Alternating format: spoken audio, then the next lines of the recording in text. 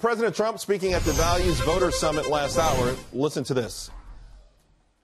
Bureaucrats think they can run your lives, overrule your values, meddle in your faith, and tell you how to live, what to say, and how to pray.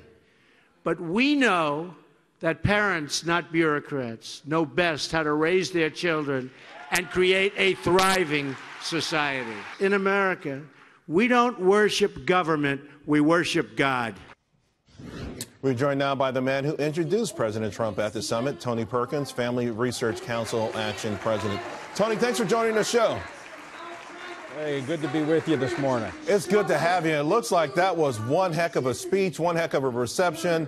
I'm sure you've had a chance to speak to the members there. What's it feel like in the room? Are people excited about what they heard today? Without question, people were on their feet. They were excited to hear from the president. And I think the president was excited to hear from them. I think it was a mutual meeting where the president needed to know that, look, the folks here, the values voters across the country that helped put him in office are still with him.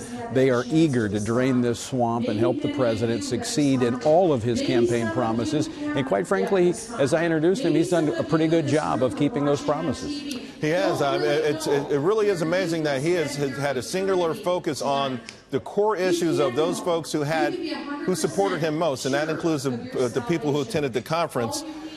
We watched it as a group here. There were about 4 or 5 of us, and we had a discussion afterwards. And one of the key parts of that discussion is whether or not religious freedom was actually under attack.